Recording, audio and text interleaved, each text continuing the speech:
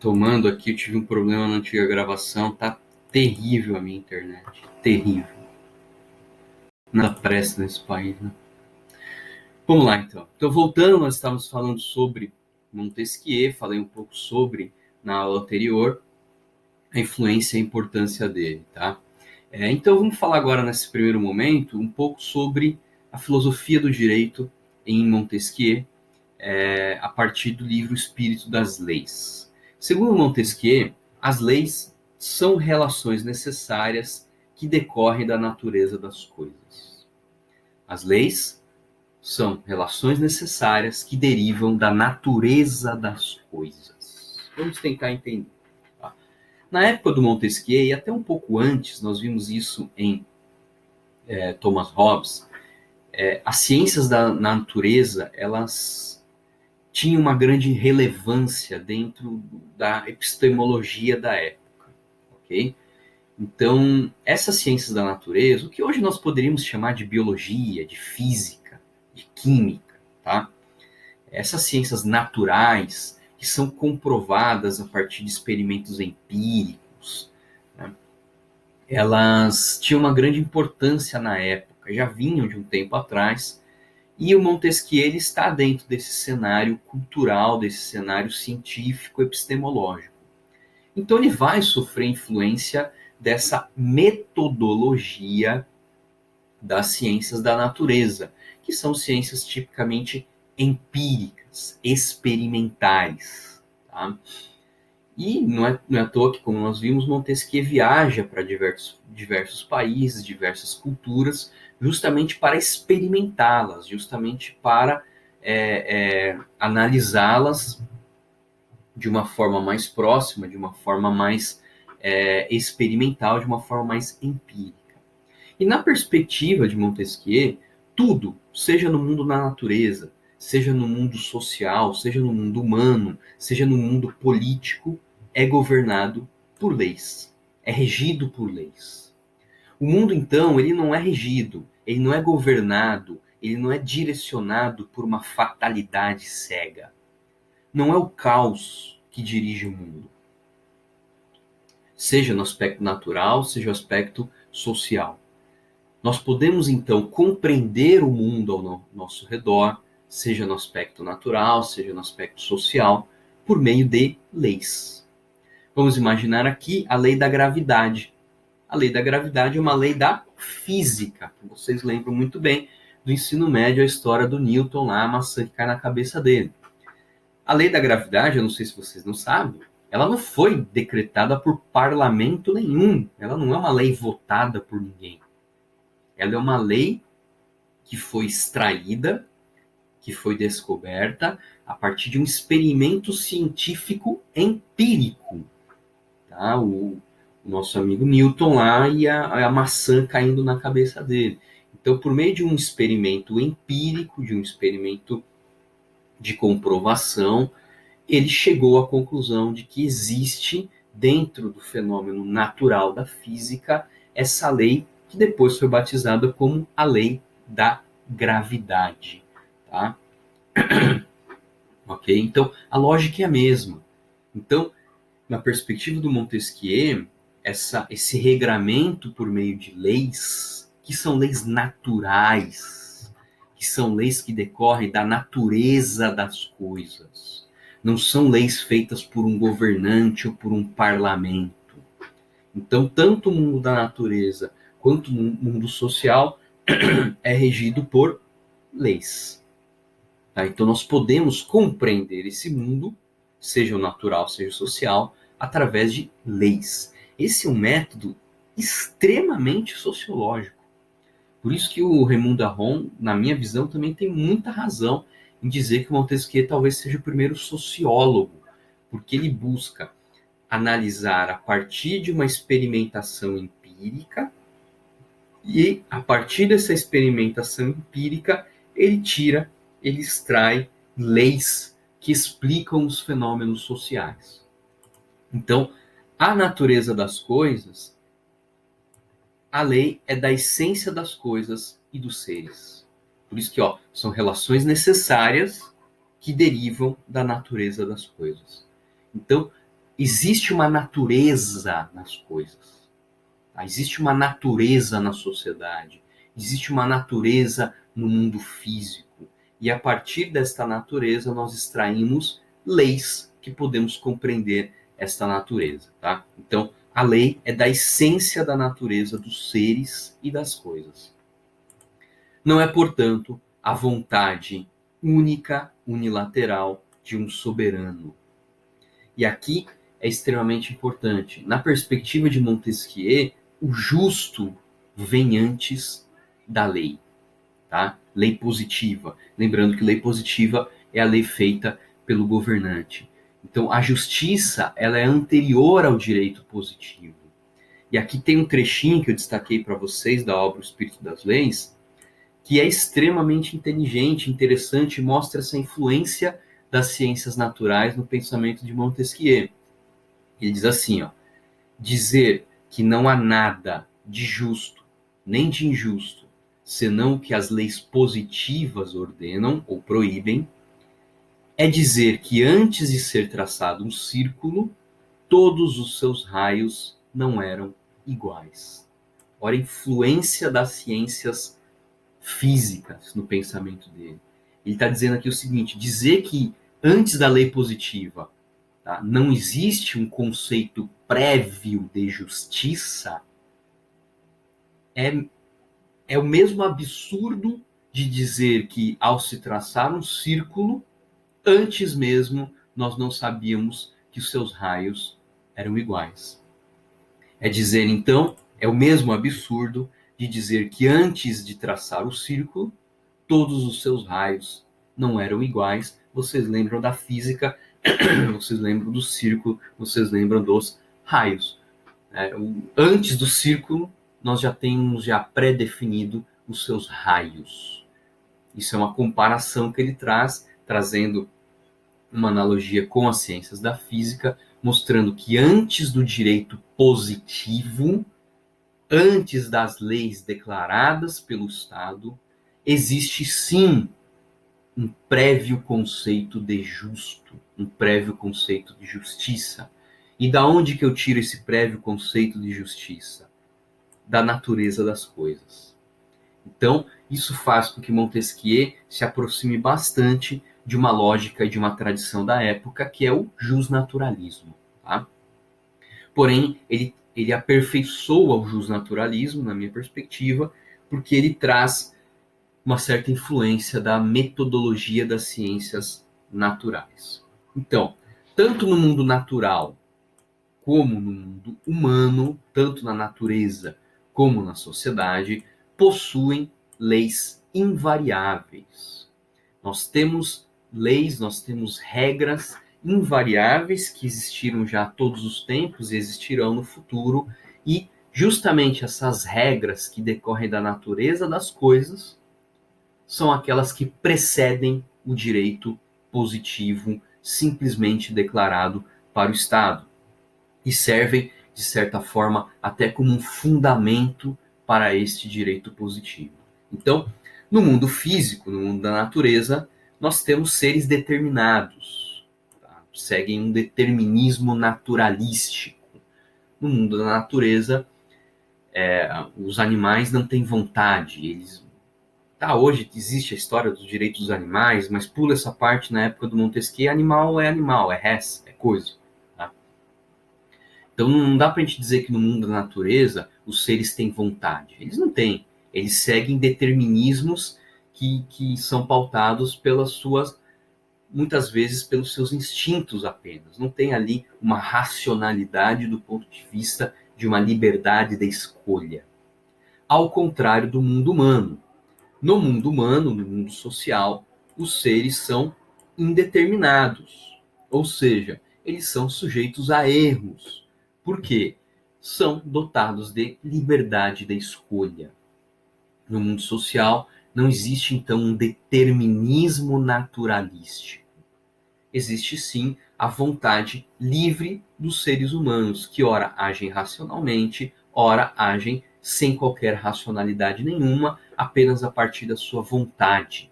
Okay? Isso é importante mostrar. Então, no mundo físico, nós temos um determinismo. não há escolha. Tá? Uma barata, um inseto, um cachorro não escolhe absolutamente nada. Ele segue ao determinismo bruto e bárbaro da natureza. Já no mundo humano, nós temos seres indeterminados, ou seja, nós não temos um determinismo no mundo social. Existe, então, algo que não está presente no mundo da natureza, que é a liberdade, que é a possibilidade de escolher, ainda que seja uma escolha irracional. Beleza? Então, segundo Montesquieu, os homens, a humanidade, é sujeita a muitas paixões. Essa liberdade de escolha, na maioria das vezes, não é uma liberdade racional. Na maioria das vezes é uma liberdade puramente passional. Nós agimos a partir de paixão, a partir de critérios, na maioria das vezes, irracionais. Ok? Então, os homens, eles são sujeitos a muitas paixões. E aqui paixão, não estou falando em amor, sexo, nada disso. Eu estou dizendo em instintos não racionais. O paixão aqui pode envolver o ódio, pode envolver a raiva, pode envolver o afeto. Não necessariamente há uma ação racionalmente orientada, aquilo que Max Weber vai dizer posteriormente. Então, os homens são sujeitos a muitas paixões. Eles poderiam, então, esquecer o seu Criador. Por isso, as chamadas leis da religião, ainda em Montesquieu, há uma grande e uma forte presença do aspecto religioso. Tá? Eu não conheço profundamente a biografia dele, mas eu acredito que ele era uma pessoa religiosa. Eu acredito, não tenho certeza, estou chutando aqui. Tá? Mas dentro da teoria dele, nós encontramos sim um aspecto religioso ainda muito presente.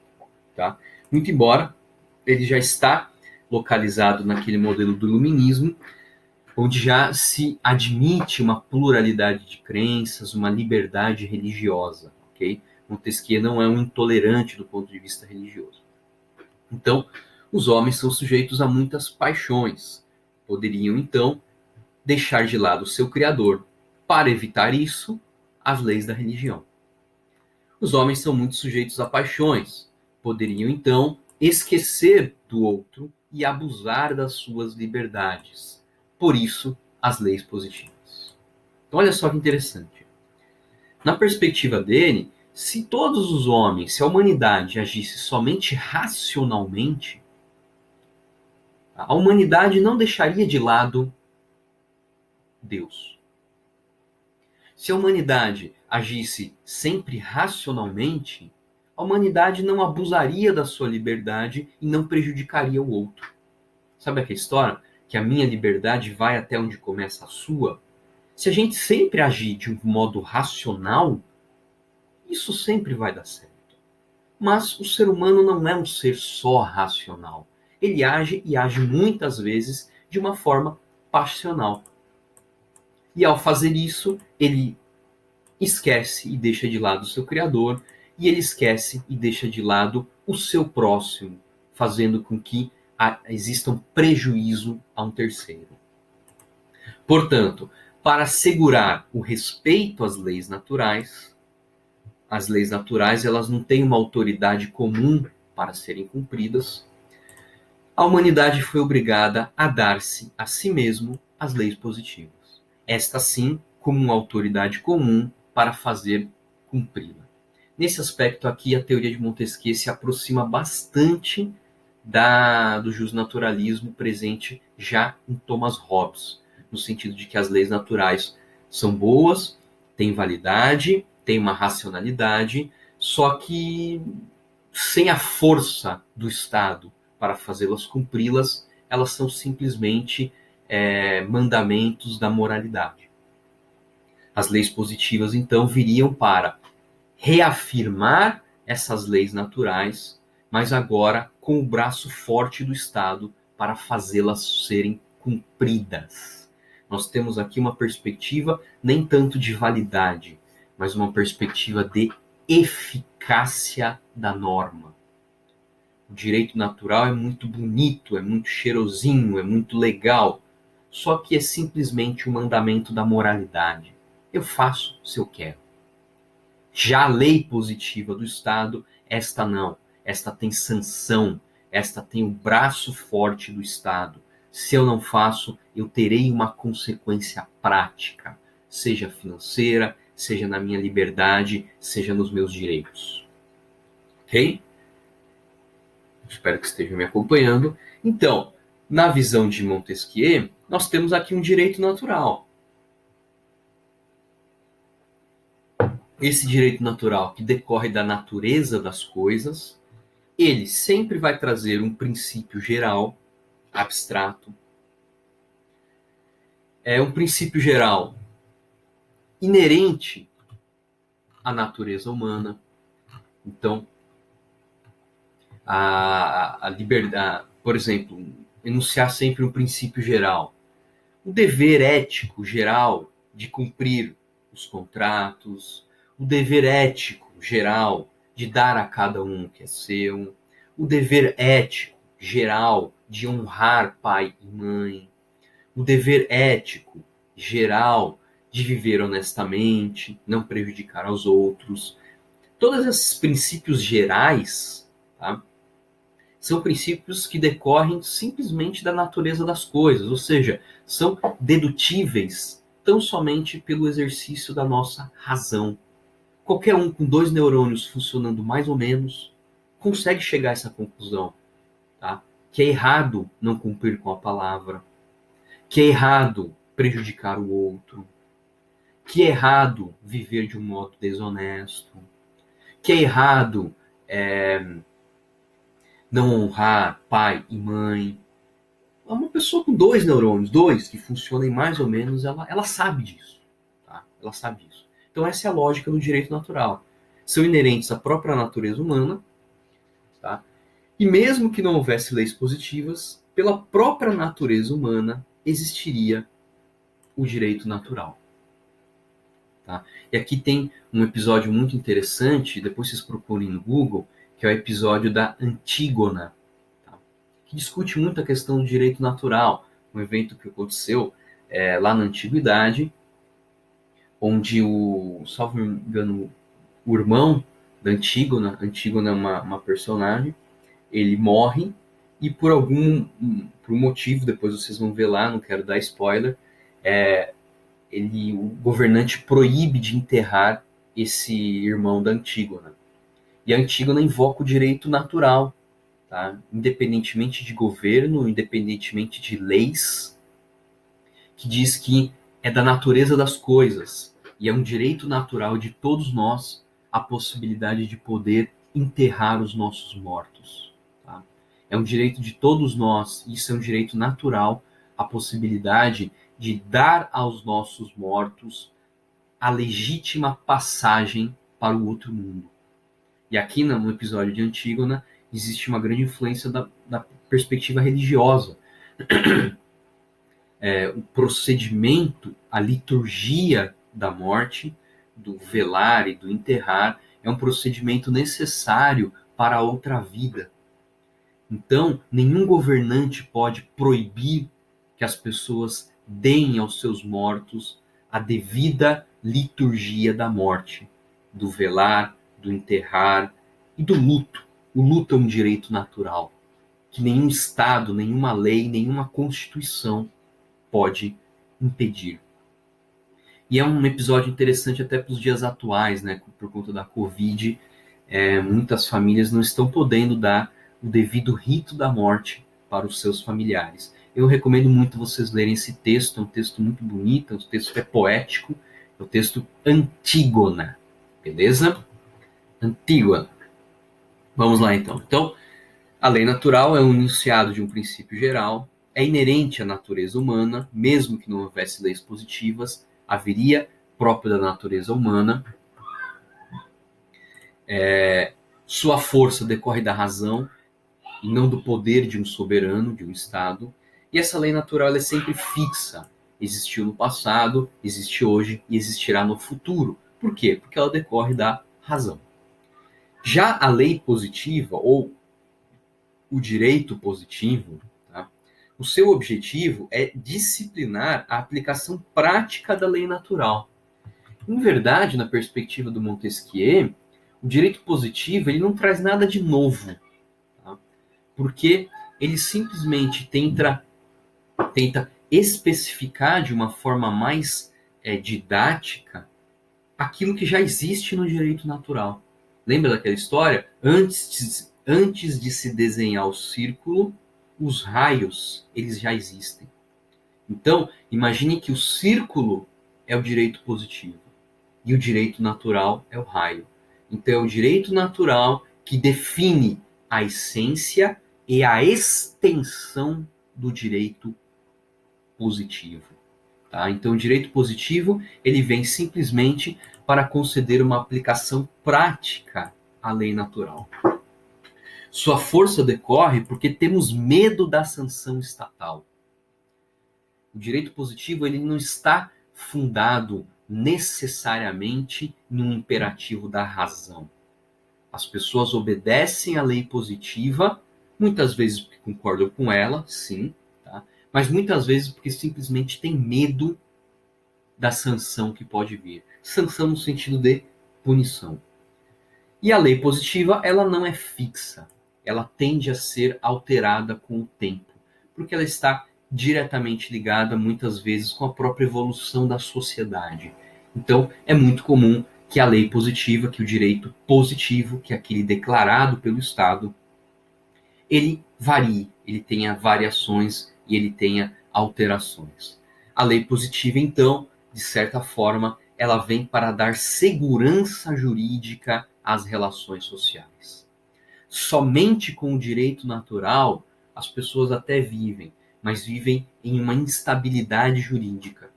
O direito positivo ele não vem para criar grandes coisas, ele vem apenas para reafirmar esse direito natural, mas justamente para conceder segurança jurídica à sociedade. E por fim, aquilo que ele chama de lei divina, ainda a influência religiosa no pensamento de Montesquieu. Tá? A lei divina representada pelas Sagradas Escrituras, né, pela Bíblia, e também pela interpretação dos dogmas religiosos. Tá? Sua força não está necessariamente na razão, sua força não está necessariamente no medo de uma punição. A sua força está na fé que nós depositamos nela. Ok? E a lei divina, assim como o direito natural, ela é fixa, ela não varia com o determinado dos tempos. Ok? Eu acho que era isso. Eu vou terminar o vídeo agora e volto em seguida com o próximo. Obrigado.